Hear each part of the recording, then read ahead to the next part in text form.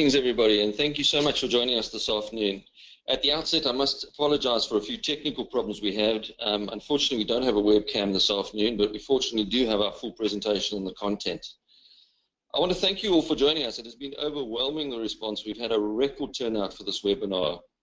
So a very warm welcome back to those of you that have joined us before in prior webinar series. And for those of you that are new, just a little bit of background onto what we'll be doing here today. Benchmark holds an annual management conference every year where the MDs from across the business and across the world get together and do a variety of things. One of the initiatives includes a few roundtables where we think about things that are of interest to owners of businesses, particularly owner-operators of businesses. And out of this year's conference came a few ideas that could be of interest to owners of businesses that were facing the prospect of a sale, either now or at some point in the future. We decided to make each of these into an educational webinar where the focus is very much on education as opposed to marketing. And we're delighted that you're able to join us here today. My name is Andre Bresler, and together with Dustin Graham, we head up the South African operations for Benchmark International. I'm coming to you this afternoon from Cape Town in South Africa, the headquarters of Benchmark International in Africa. So wherever you find yourself in the world today, good morning, good afternoon, or good evening. So before we get going, just a few technical pointers. I see there's still a number of delegates joining us. At the top right-hand side of your screen, you'll see an orange arrow. If you click on that arrow, you'll get access to a number of things. The first of those is a text box down near the bottom. In that text box is where you can put questions and comments about the webinar today. And I have Anthony in the room here with me. Anthony will be taking those questions, organizing them as we go through our different points. And at the end, we'll have a few minutes to answer some of those questions for you. There's really no need to wait right until the end to register your questions. Go ahead and send them in as soon as you're ready. We'll get to as many of them as we're able to at the end of the webinar, or alternatively, we'll respond to you directly after the event. Above the text box, you'll see a couple of PDFs. Now, these are documents that we've created for the webinar series. They're not specifically tied to today's topic, but they're more general, available to you to download for at any time, and use during or after the presentation. Some of them are purely educational, and some of them are a little bit more marketing. They explain the details and elements of our service. So I believe we've got most of the people on, so we may as well make a start. This topic is one that is of particular interest to me personally. I come across owners of businesses all the time. We get inquiries from owners of businesses that say, I've been approached and I simply don't know what to do. This looks like a genuine inquiry. It seems like a really good opportunity. Now, Clinton Johnson, who's run a couple of these webinars in the past, describes the two types of acquirers that exist. All buyers can really be classified into one or two types. They're either financial or strategic. And it's sometimes very difficult to distinguish between those two categories of buyers. For example, private equity firms would typically be classified as a financial buyer, but they could in fact be already invested in a business, in your industry, and looking to make a strategic bolt-on acquisition, under which circumstances they would become a strategic buyer. Equally, corporate buyers, who are most times strategic, could simply be seeking to make an acquisition to boost their own bottom line numbers and sustain their share price. We have a listed group here in South Africa that can at times be either strategic or financial, and I often refer to them as my best salesmen. They approach so many companies every year that I get regular requests for assistance from business owners who've been approached by them. The motives of these two categories of buyers are very different. The motives of these two categories of buyers are very different, and hence the approach to valuation is also poles apart.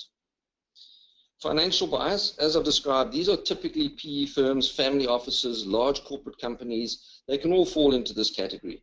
For them, a return on investment is the primary driver for M&A. They're looking to put their money to work. Their own internal rate of return is the single biggest determinant of value. With corporate acquirers in this category, organic growth just simply isn't enough, and acquisitions are a means to grow their profits and sustain their share prices. There's a significant amount of excess cash on corporate balance sheets around the world at the moment, and in order to offer their shareholders a return on this cash, corporate companies often seek acquisitions to achieve the objective. Strategic buyers, they can be driven by a range of diverse motives. These could be geographic diversification, product diversification. They could be looking to access a client base. They could be looking to acquire intellectual property. But irrespective of the type of buyer that you engage with, the process is always the same. I've long been of a view that the success of a deal is really more of a function of the next best alternative for both parties. For financial buyers, it's really a choice between what investments they could make that offer them or their shareholders the best return on their money. For strategic buyers, it could be the cost of starting a company in a new territory, acquiring IP, doing R&D into a new product and developing it and penetrating the market, hiring the staff, putting in the equipment, versus the action of simply buying a company that could give them access to all of that. For you, you would also have the next best alternative. Continuing to run the business could be an alternative. There may just be a disconnect between what the owner needs to fund his retirement or his next venture and the value of the business. It may be that the business is profitable and provides a stable and predictable income. It employs multiple family members. Or it may just be that the company has not yet reached its full potential and you're quite enjoying the phase of growth that you're experiencing. If the offer is too low, it may be an option just to run the business for the next 3 years. We'll talk a little bit more about your own motives in a little while when considering a sale. So what really happens in the market? How many approaches conclude in successful transactions? My universe is really the South African transactions, but we find that figures across our business are common.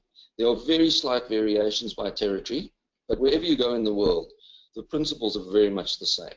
So if we look at the Intralinks study that was published recently and consider it in the context of the South African mid-market company universe, the Intralinks study found that close to 12% of companies receive an inquiry from a potential buyer every year. So whilst we don't have official figures in South Africa, working on the data within Benchmark, we believe that there are some 55,000 companies in South Africa that we would classify as mid-market businesses.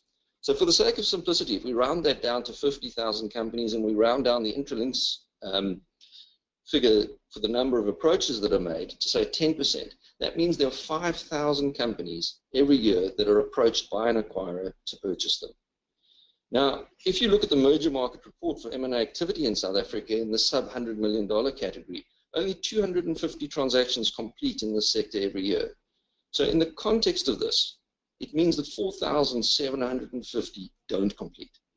And why is that? There are a number of reasons why transactions fail at this stage. The first may simply be that the business is just not for sale. Every business owner that I've spoken to has always said over the years, without fail, that everything is for sale at the right price. But I don't believe that's strictly true. The business may be earmarked for the next generation to take over or for some other form of internal transfer. It may be that you or your business is just not prepared for sale. Your financials may not be in the state, your contracts may not be in the state, you may not have decided what your alternative options may be. There's, of course, the reason that it gets personal. Selling a business is a very, very emotional experience, and many financial investors fail to take cognizance of this fact. Due diligence can often feel like your life's work is being critiqued. There's a mismatch of cultures, concern for the future of loyal employees and their families. The acquirer's strategic intent may not be the direction that the current owners feel that they want the business to go in, and it may not be the best choice for them. Deals fail because the terms are often unfavorable. And when these terms are disclosed too late, down in legal processes, before you've done heads of terms or letters of intent, it has an impact on trust. It may be that the terms of the deal just simply change, that part of the consideration is paid in shares. Let me just stop for a moment here. Unfortunately, this is a little bit of a regional definition. In the US, it's called stock. In South Africa, stock refers to inventory. So it may just be that the acquirer wants to trade stock for stock. And that isn't disclosed at the outset. So although the value may be an attractive number, it is the mechanism of payment that's unattractive. There may be a disproportionate weighting towards earnouts and deferred considerations and things like that. Where you remain part owner, sometimes the acquirer wants to leverage the company's balance sheet to raise funding. This is something you could have done yourself, using the assets of the company to buy you with what is perceived to be your own money. I had an example of a failure this morning. We got an inquiry from a potential customer, and all factors in this transaction had been considered, from the price to the payment terms. The final sale and purchase agreements were drafted. The one element that was outstanding was a service agreement for the seller. And when that got presented, the acquirer had put forward a salary for the departing shareholder, well, for the selling shareholder, that was akin to what he was paying his bookkeeper, and that was just unacceptable to him, and he felt betrayed, and it has resulted in quite a lot of conflict. So we're going to see if we can assist it. I believe the most common cause of failure is obviously failing to reach consensus on price. There are different perceptions of value, and failing to reach consensus on price could be a result of a number of factors. It could be potentially the wrong or the poor advice given. It could be a disconnect between what the owner needs to fund his retirement or his next venture and what the business is really worth. There are a host of other reasons that transactions fail. There could be an unrealistic expectation on timing. At the start of the process, if you don't define the timeline, if you don't understand how long the acquisition is going to take, deal fatigue can set in. What also oftentimes happens in these circumstances, because transactions can sometimes take months and months to complete, the owner takes his eye off the ball, and the business starts to decline really as a consequence of the owner being forced to focus on managing the sales process himself. He takes his eye off the ball, and the business starts to decline. It's not unheard of that a seasoned and aggressive inquirer may even have a hand in ensuring this happens, merely to chip away at the price at the end, and only to regain lost ground immediately after the sale has been concluded.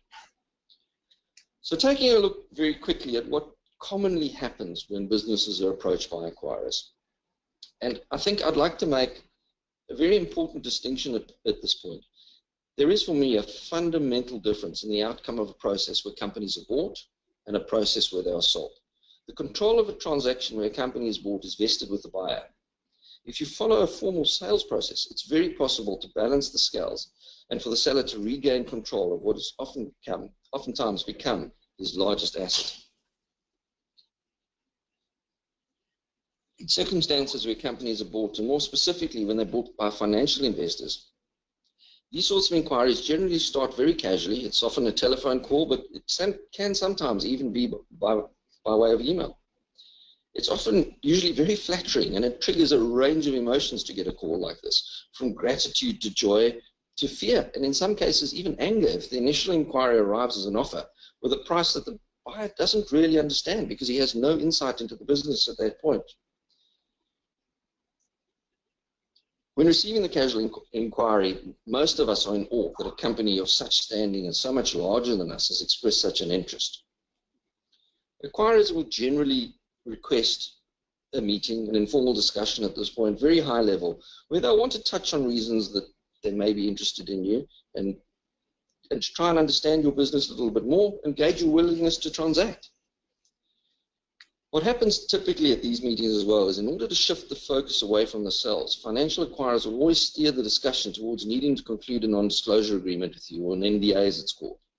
They're promising confidentiality and demonstrating their sincerity. What happens at this point is that NDA, when it arrives, is oftentimes dressed up as a letter of intent, again, to strictly, an attempt to demonstrate the acquirer's bona fides.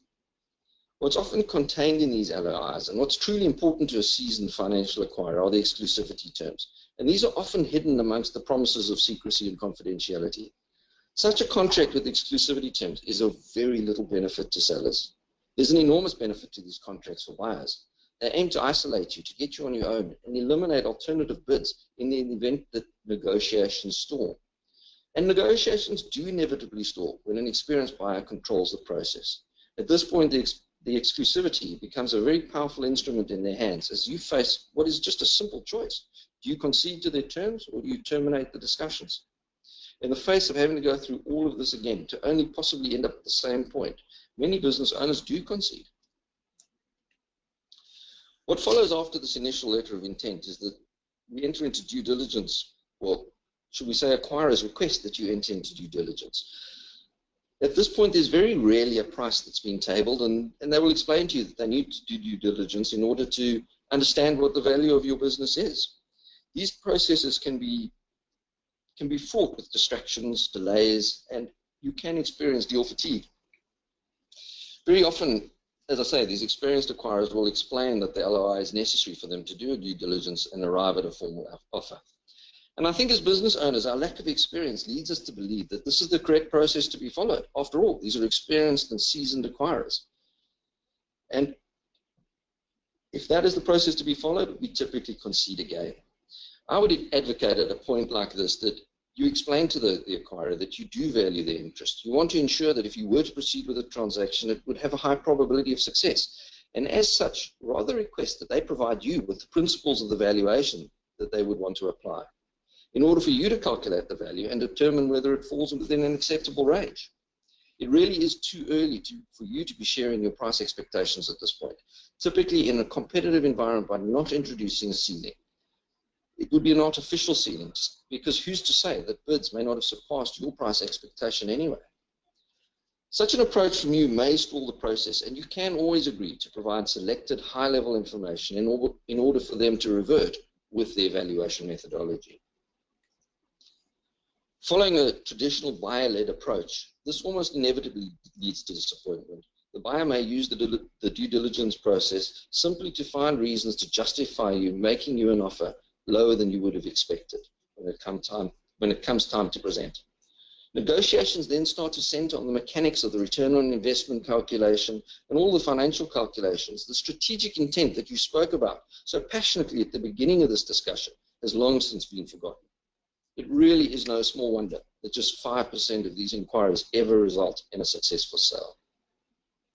So how do you handle an approach from a prospective acquirer if you are serious about selling, if you're serious about doing a transaction? Well, at the outset, it's important to be gracious. Some businesses may genuinely not be for sale, but there's no benefit to alienating potential suitors that may be of interest to you in a few years' time. I would view this as an opportunity to learn. How does your business really look to the outside world? What things may be happening in your market that you're not aware of? The company may be looking to buy a competitor of yours. If they're serious, that will affect the dynamics of your industry. And being forewarned is also being forearmed. What drives a good transaction in your sector? You may be able to learn about that. You may be able to learn what you could do over the coming few years that will make your business more appealing when the time does come to sell. It's important that you control your own destiny at this point. A sale may not be something you were considering, but when the opportunity knocks, there's no downside to exploring it. As business owners, we're used to being in a position where the buck stops with us. Acquirers have a great deal of experience in buying companies, and they will want to control the process. Whether you decide to proceed with the discussions or not, it should be on terms that you're comfortable with and under conditions where the scales are balanced. Step 2. Once you've entertained the discussion, you can evaluate the options. And I think it's very important at this stage to look at options for yourself, for your business, and for your staff. Before meeting the potential acquirer, it's really important to learn what you can about them. Do a SWOT analysis on your own business. Understand what they find of interest. Do a SWOT analysis on their business. Try and understand how a business like this would look post an acquisition. Understand where you believe the opportunities and threats lie. If you have no succession planning in your own business, it may be a good opportunity to secure the future of your own staff, your loyal and long-serving staff. Try and understand whether there's a financial or a strategic motive behind the approach. Does the acquirer bring technology, access to markets, complementary products, or even an opportunity to de-risk your personal investment in the business? Understanding your own motives before entering a discussion is very important. I've come across this quote, which I believe is very relevant in the circumstances like this. A goal without a plan is merely a wish. As I mentioned earlier, we so often hear from sellers, if the price is right, well, everything's for sale. Well, what have you considered at a time when you weren't approached, when the business wasn't for sale? Have you considered what the right price might really be? How would you know what the right price is when the acquirer approaches you? Do you want to remain employed by the business? You really need to understand what your own objectives are and have a plan to get there. Do you want to consult back to the business? Do you want to retain a small equity investment, participating in the future success of the business without the inherent risk that comes with such a large component of your wealth being tied up in it? Understanding your own motives is really important when you look at your personal objectives. Is it simply curiosity? Do we want to take the opportunity to learn? Do we know somebody? Have we heard about a recent transaction in our industry and we've been thinking about it, seriously contemplating entering into the sales process? We've even had a client in Benchmark that wanted to engage in the sales process with us. And his stated intention was that he didn't want to sell at this time. What he was setting out to do was get some detailed market research about his own business. He wanted to meet with companies that he'd identified could be future potential acquirers to get his strategy right for the time he did want to sell. Is your personal objective simply to de-risk your own portfolio? We had a client with 3 partners. They were all in their late 50s and early 60s, and they were experiencing significant growth. The market for them outside of South Africa had just exploded, and they were exporting a lot. This client was in fact referred to us by Investec, the bank. The company had been a client of theirs for many, many years. You see, the issue is with growth comes a demand for working capital, and the owners of this business simply felt that at this stage of their lives and their careers, they didn't want to start borrowing again. They discussed their predicament with the personal banker, the relationship manager at the bank, and he proposed that they meet with us. We ended up finding them a US buyer who was looking for this very access to the African market that they themselves were so afraid of. Are you looking to share management responsibilities? Get back to doing the things you enjoy in the business. Corporate companies have departments that deal with finance, compliance, HR, health and safety, and other legislative issues. The world has become increasingly aware of governance and risk, and the demands that business owners face are significantly higher than they've ever been. No entrepreneur I ever know has ever set out to spend their days focused on administration, yet we're forced to these days. It could even be potentially a macroeconomic driver. In South Africa, we have BE legislation, Black Economic Empowerment, and companies in certain sectors and industries can gain significant competitive advantage if part of their ownership is vested with previously disadvantaged individuals. Does your suitor simply bring these BE credentials that could benefit your business? Do you want to access the buying power of larger groups, improve your own competitiveness, and increase the rate of growth in your business?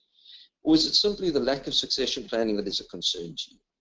Each and every circumstance is different for every business owner, and everybody's motive is a personal one.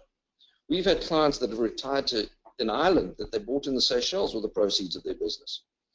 One of the transactions we did, we actually sold it to an internationally recognized company, Bidvest. He simply wanted to bank and secure some of his retirement funding, and he now works for Bidvest. And he has 2 very defined responsibilities, which he thoroughly enjoys. One of them is a technical role. He's doing all the fun stuff that he used to do when he started the business. And secondly, he's really enjoying a position within a corporate advisory role within the business. He gets to evaluate other companies that Bidvest are eager to acquire in that division for their strategic and technical fit. So if you're serious about selling, what you need to do is to formulate a sales plan and assemble your transaction team. It is beneficial to get advice ahead of this first meeting with your prospective acquirer. In the initial meeting, you really should just keep it to a very, very high level question and answer session. And I'd advocate that you ask even more questions than they do. This is the one time that your prospective acquirer will reveal information about their strategic intent and try and convince you to engage with them. There's all sorts of important questions that you could consider. What is it about your company that interests them specifically? What is the process that they propose and the timeline that they believe this will take? Is the individual that you're talking to the decision maker? How early in the process will you actually get to meet their board? What other acquisitions are they currently considering? One that I always advise clients to do is to ask them to give you references of people whose companies they've actually bought in the past, that you can understand what that experience was like and what life in that business once you've been acquired is like. And of course, the ever important question, how do they typically value a business like yours? I would advocate that M&A is a team sport. Too often, business owners readily engage their accountants and lawyers for advice, but what they really miss is the fact that this is a sales process. You're selling your business, you're not being bought. Legal and financial advice is invaluable as the transaction progresses, but sales and marketing principles are almost never applied. If your objective is to sell as opposed to be bought, you're going to need someone on your team with the transaction experience to match that of your acquirer. The way I look at this is, I'm yet to see an advert for a sales professional, for somebody in a sales role, that defines accounting and auditing as prerequisite experience for a salesman. The first meeting with your buyer, you can introduce the notion that you're serious. You can take control of the process by suggesting that you'll need time. You are serious, you want to engage in an advisor to assist you with the transaction and give it the best chance of success, whilst you continue to focus running the business, so that when it comes time for a transaction to complete, you'll be presenting it in the best state that you possibly can. Non-disclosure agreements, we've spoken about this already, not to concede exclusivity too early. I've recently been talking to a potential client. He, for the lack of alternatives, has really been in negotiations and extending his exclusivity for over 18 months. He's now finally got to the point where he's realized he's not going to do a transaction with his acquirer. They just cannot meet each other in the middle. He wants to engage us to find him alternatives, but he's locked in. He can't begin the process until next year. His only options at this point are either to accept the buyer's offer in his terms or to wait until next year for us to find him a more suitable buyer.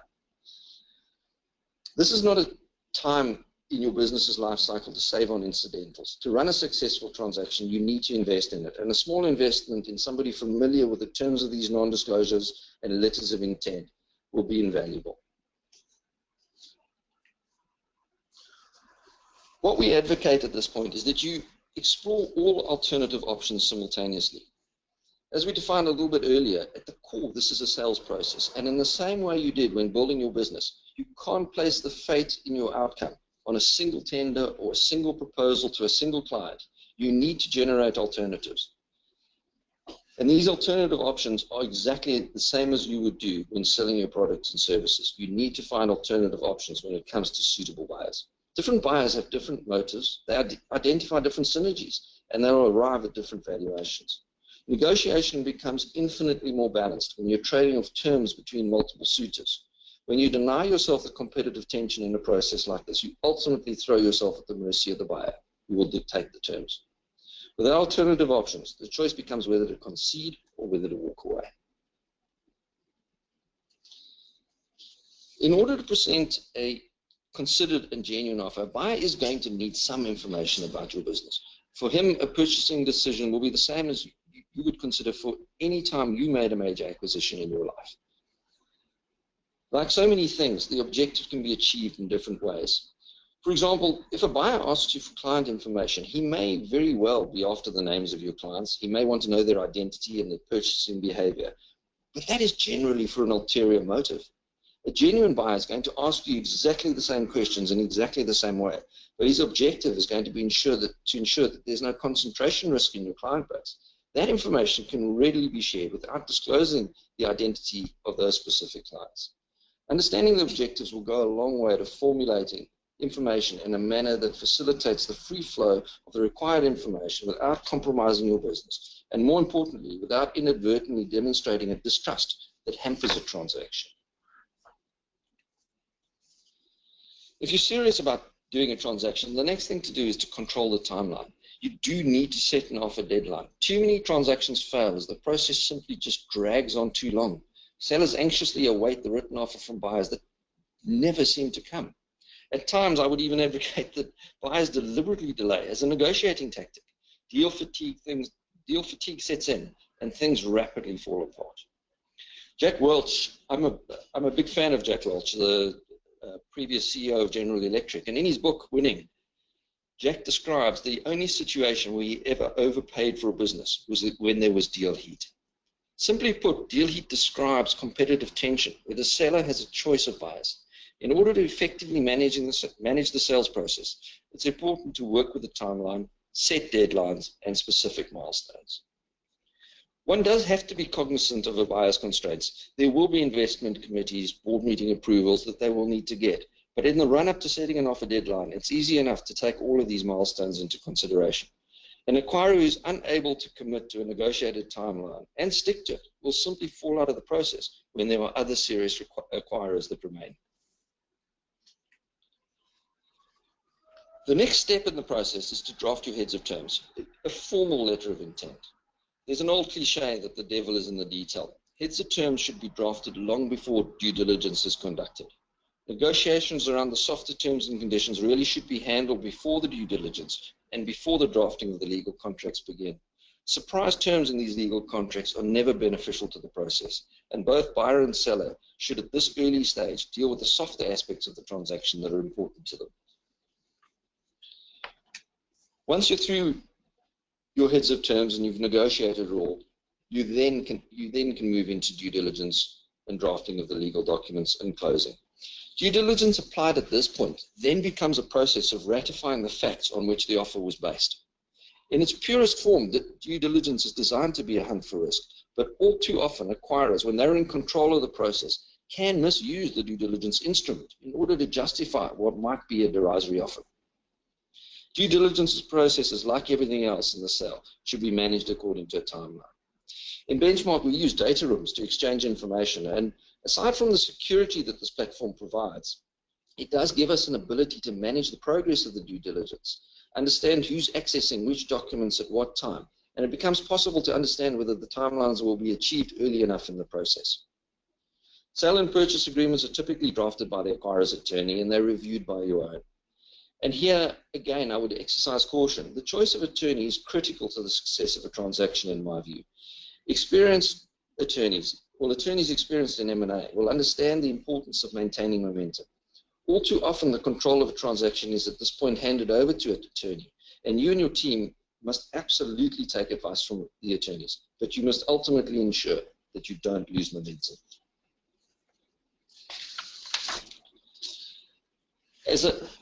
As we move on to take some questions now, I just want to leave you with a couple of mythbusters around our industry, and it relates to the types of statements that you will hear and the claims that are made when dealing with an acquirer that approaches you.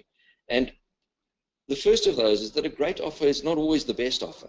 Without competitive tension, it's impossible to know what the best offer is. Focusing on an individual buyer doesn't save you time. Your lack of alternative options empowers the buyer to wear you down over time if he so chooses. It's an unfair contest at that point. Focusing on a single buyer doesn't ensure confidentiality. For corporate acquirers and for big funds, financial investors, when they rely on strong deal flow from intermediaries such as ourselves, breaching a non-disclosure agreement under these sorts of circumstances has consequences beyond the transaction, the current transaction, and it impacts their future deal flow. It doesn't need to be negative. This can be a very, very exciting opportunity for many business owners, and it is my personal view that 5% is a hopelessly inadequate number of transactions that conclude successfully. So thank you very much to everybody for joining us today. We're going to be able to take some questions now, and you know, there have been some questions coming in. Unfortunately, no questions.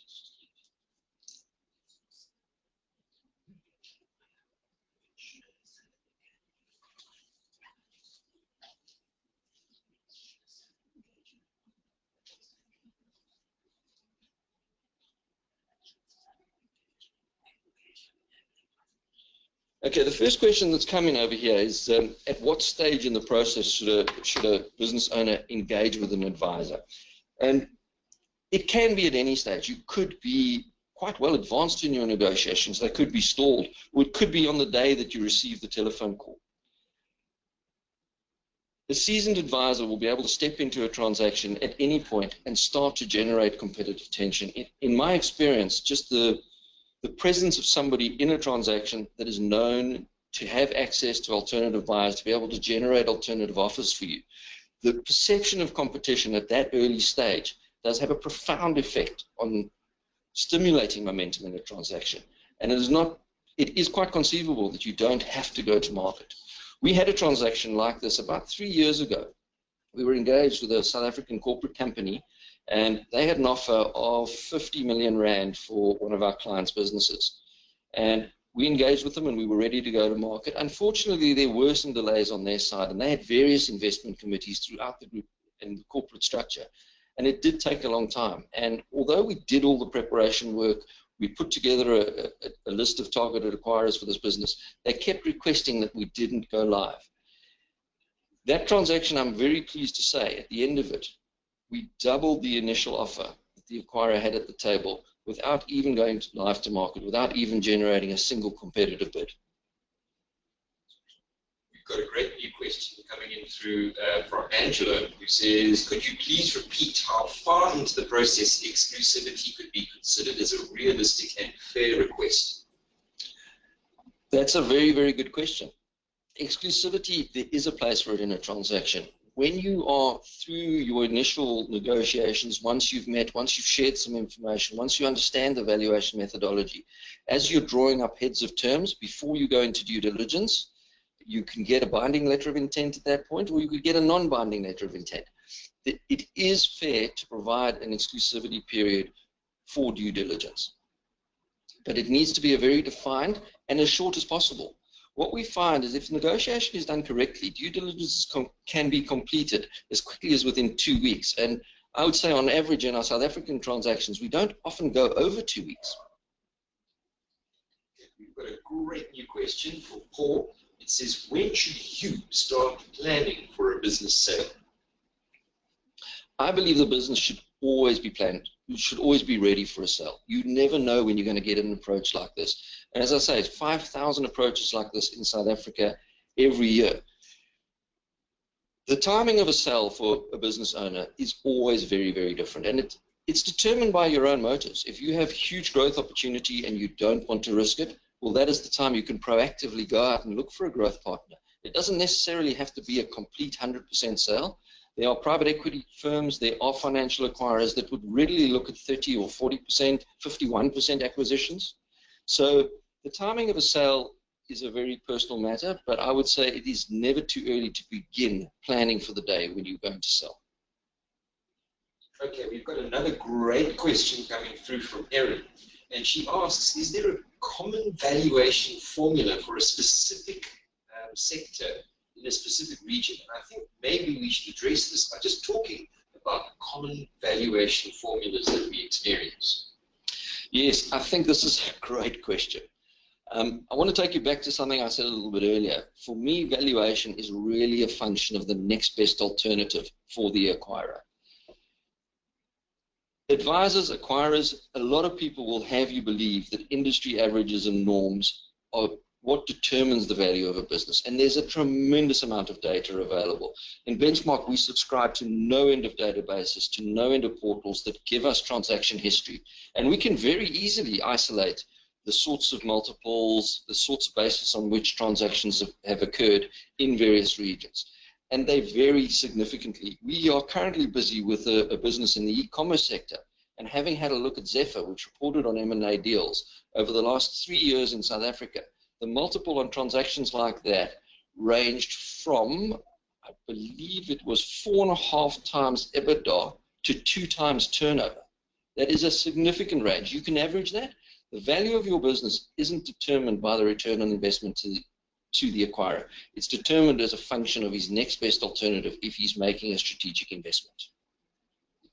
We've got a cracker of a question that's come in from Greg, and he says that he's been approached by a buyer where there are great synergies and he believes they'd have a good future together. Is he wrong in not looking for alternatives, and why should he? Seems like a waste of time. Well, again, Greg, I think that is a super question. Who's to say that that is the only company with which you have synergies? Who's to say there aren't better synergies with others? I would absolutely treat it as a very, very serious inquiry. I would model the synergies with that buyer. I would draw business plans of how that business is going to look in the hands of that acquirer or in partnership with them. And I would absolutely treat the transaction very seriously. But what you do need is alternative options in the event that you don't get to price and terms that are acceptable to you. So I would say drumming up additional interest, creating competitive tension is something you cannot compromise on. All right, Andre, we've got another good question that's come in from Lindsay, and she's asked us, are there common multiple numbers of EBITDA valuation methods for different industries? We do look at this. When we initially assess a business, we do look at what has happened historically in an industry and in a region as well. And we would like to understand how a financial acquirer would typically value a business in the beginning. So there are multiples like that available through various data sources. How reliable they are? Well, I wouldn't say they're unreliable. They are very reliable as to transactions that have happened. How reliable they are as an indication of the value of your business is what's questionable. I believe what's important about those multiples is to understand where that financial valuation would sit in relation to what your aspirational price for the business is. If the uplift required is just too great, there may be other things you need to do in your business before you take it to market. But there's also no harm in testing it. If you're looking for a growth partner, engaging with prospective acquirers, the very worst thing that can happen is you can understand how your business looks to them, how they would value it, and you can go away and you can start to implement the sorts of things that are going to make the difference in your business to achieve the price that they're looking for. So back to the multiples, I would say absolutely. As a rule of thumb, you can apply multiples to different businesses in different regions in different areas. How that relates to the ultimate price that you will get for your business is more a function of how much competitive tension you can generate, how strategic your acquirer is in looking to acquire you, how desperately they need to do the sorts of things that they want to do, and what it would cost them were they not to buy you and to do all of these things themselves. Manish Khanna has asked us, when does Benchmark do a valuation on the business? As Benchmark, we would initially look at your business. We would certainly in the early engagement, before we even engaged you, take a look at the numbers in your business, understand what those multiples are that we were talking about, and then try and understand your aspiration. We look at value in a number of different ways. EBITDA valuations unfairly discriminate against businesses that are asset rich. There are a multitude of valuation methodologies that are applied throughout the industry, but again, I would advocate that any valuation formula is simply a return on investment calculation for the acquirer. It really is a function of what that business can produce going forward in their hands, possibly in conjunction with you. And there are various ways to structure a deal in order to get benefit for both parties in such a circumstance. Okay, we've got another cracker of a question here. What is the market like for selling right now? And do you expect multiples to continue to rise globally, or is there a fear that values could drop? This is a great question, and I think we are experiencing a very positive cycle in M&A. I believe there's a lot of information on the web. South Africa, for example, in 2017, in the first quarter of this year, did the second highest volume of transactions in the mid-market sector that it has done since 2004. So it's a very, very active time at the moment. The US is experiencing similar, and I would again say that there are sectors that are even more attractive, more active at the moment. Anything in technology, pharmaceuticals, those types of industries, medical devices, they're experiencing an extremely high level of interest at the moment. There is, as I mentioned earlier, so much money available on corporate balance sheets at the moment. And in all seriousness, directors and boards have a choice to make at this point. Do they return that money to their shareholders who could possibly do something better with it, or do they make an acquisition that could make a strategic difference to their business and deliver a greater return than simply banking the money? Okay, we've had a couple of different questions, but are all addressed around the topic of fees. Would you like to have a quick chat about how we as Benchmark approach fees in this process?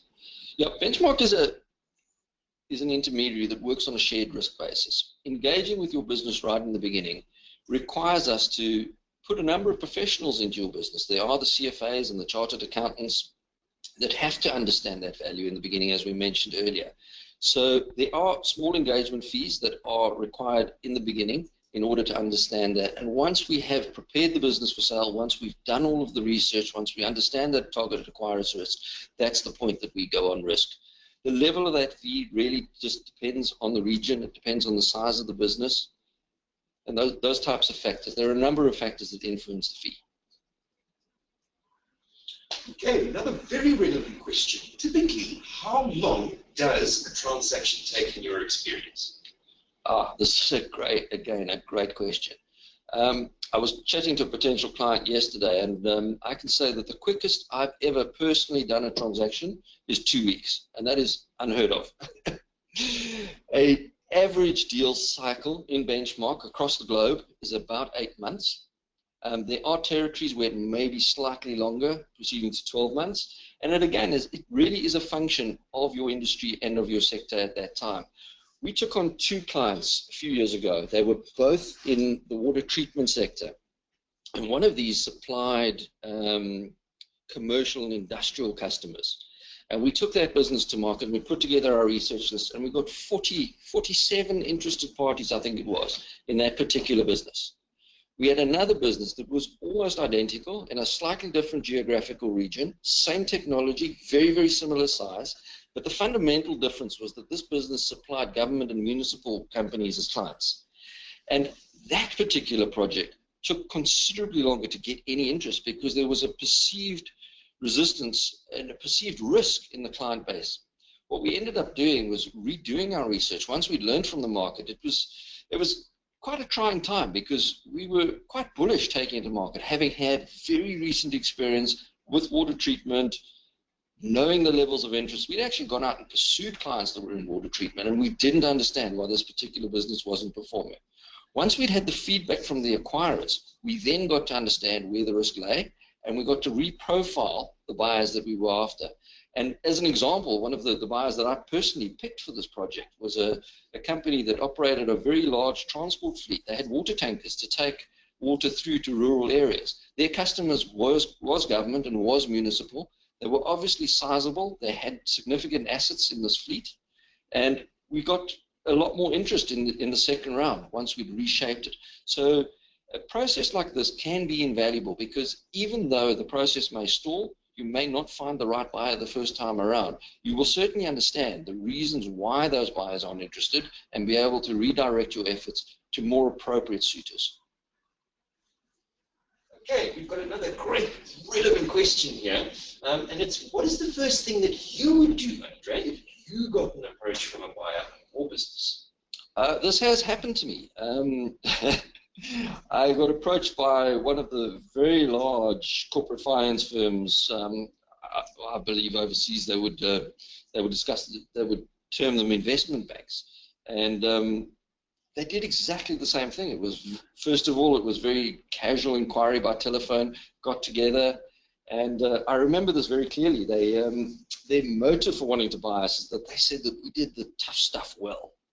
And I did exactly that. I did what I advocated here. I followed the different steps, was gracious about it, entertained them, tried to understand what their interest in our business was.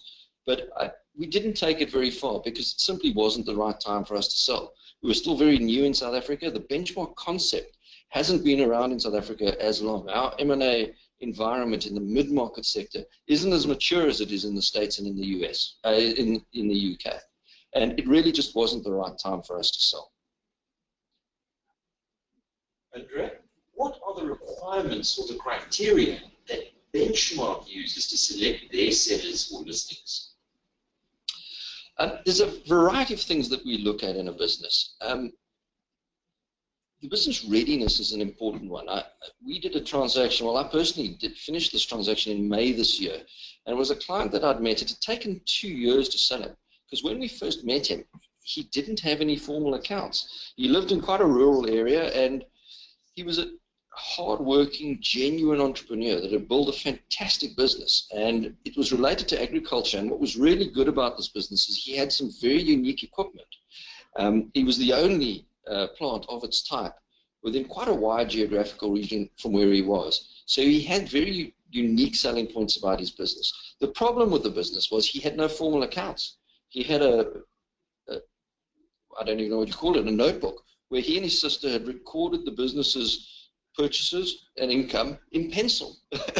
So we took that business on, even though it wasn't ready for sale, and we worked with them, helped them reconstruct their books, helped them put it in a position where an acquirer would be interested in a business.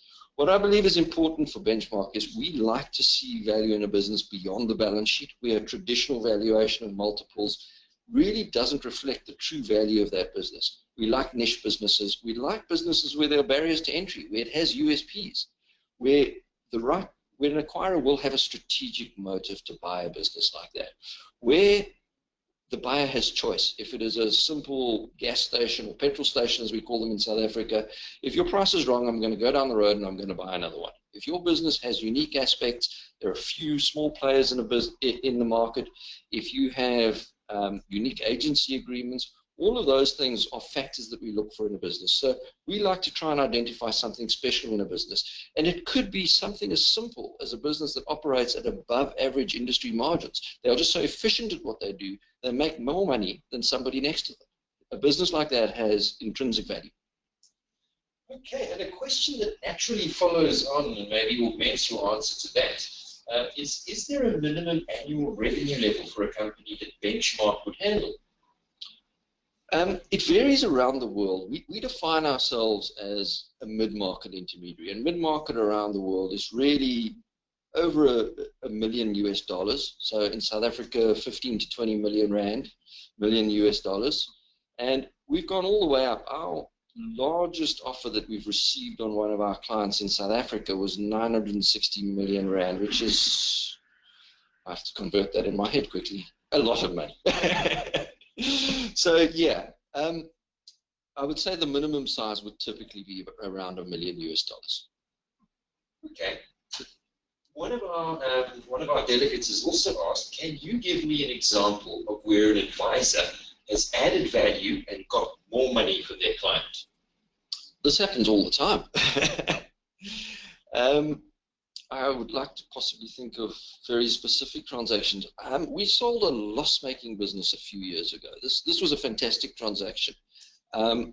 The short story is that the seller approached me personally, and he'd had an offer for 30 million for this business, and he thought it was worth 100 million. What was interesting about this transaction is, as I say, the business was making a loss, and when I got his numbers, I had a look at it, and I said, well, in my view, I'd take the 30 million rand and run. And he said to me, no, you don't understand. There's enormous potential here. I'm about to get these contracts. There's stuff happening in the oil and gas industry up the West Coast, and I'm in line for these contracts. And I said to him, well, I would absolutely consider 100 million rand to be reasonable and achievable under circumstances where you got it. So if you were prepared to enter into a structured deal that had triggers around the award of those contracts, I believe we can get an uplift on that business. Well, there was an earn-out component to it, but the day one payment was 60 million rand, and the first year's guaranteed payment was 60 million rand. It was 120 million rand at the start of that transaction, where the initial offer was 30 million. Okay. Another question that's come through is, can you explain why buyers are anti-investment bankers and why they just don't like companies like Benchmark? Buyers.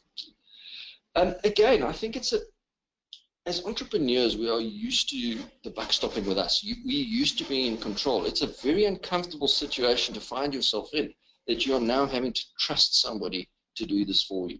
I do believe the industry has had both good and bad advisors, and I believe we get a tremendous number of references from our past sellers, and in the same way, a number of those sellers have approached us and say, I've been through a process like this before, it was unsuccessful.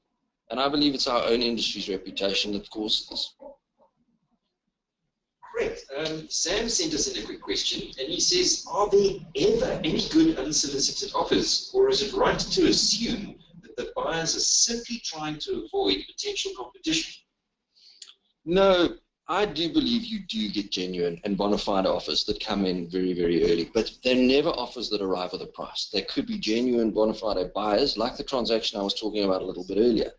They could be genuine buyers, but they don't understand enough about the business, so their perception of value at that stage may be lower than the true value of the business. And you have to put yourself through a formal process where you negotiate professionally and you treat it like a sale. What is the greatest range of multiples of EBITDA you've seen on a single project? This could be really an interesting one. I believe it was a food industry project that I worked on not too long ago. The lowest multiple received on that project as a multiple of EBIT was, I believe, 3, and the highest was 44. So it's an incredible range, but that is a very, very unusual circumstance. I wouldn't advocate that happens every day. That buyer, by the way, elected not to sell, even at a multiple of 44. He'd begun to see the business through the eyes of the acquirer, and he saw potential in that business, taking on additional product lines. He was an importer at that stage only, and what he found by meeting the buyers is that some of them perceived currency risk, and they really wanted to see an element of local manufacture, of local product in the business as well. And he looked at that and he thought he would do better. Not only would he grow the business, but he would achieve an even better multiple. He hasn't been back to market yet.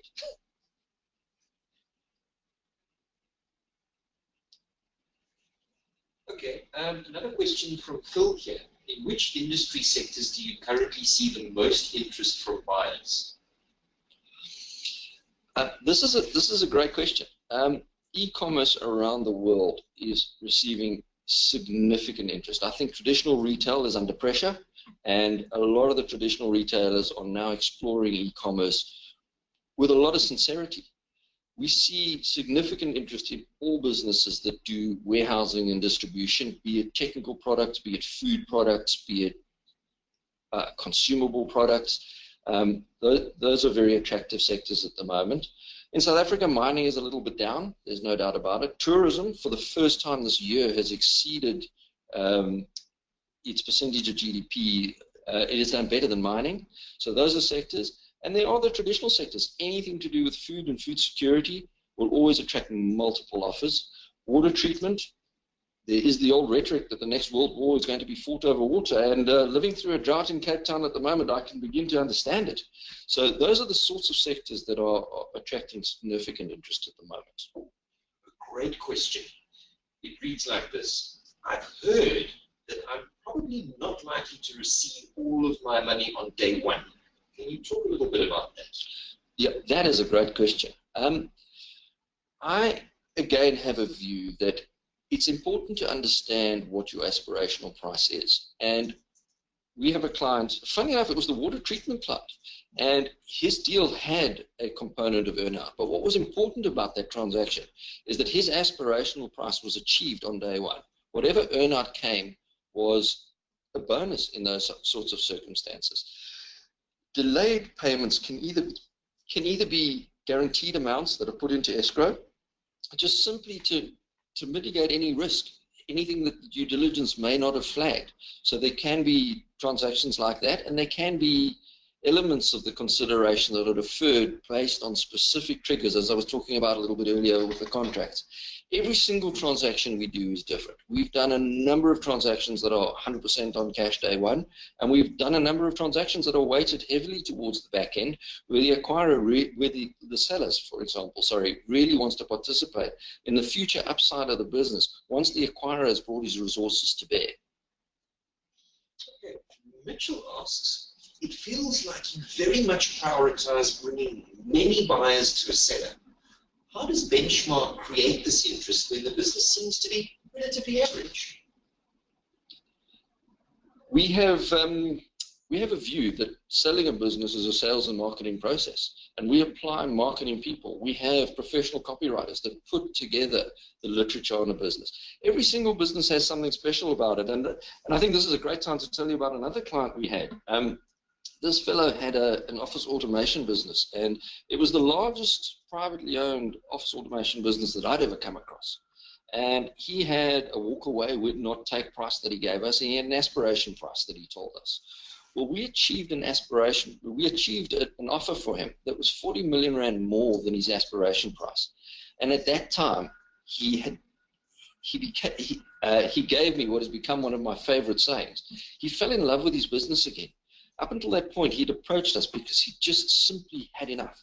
He was tired of the legislation. He was tired of the governance. He was tired of the administration. The spark had gone out of this. He was just purely an administrator that just didn't enjoy getting out of bed and going to work every day and having to deal with the same old administrative issues. He started to see the business through the eyes of the acquirer. And what was really interesting about him is in talking to these acquirers about the synergies, he actually ended up at the end of that transaction not selling, but buying another business that was in a sector that we'd identified for him as a synergistic acquirer.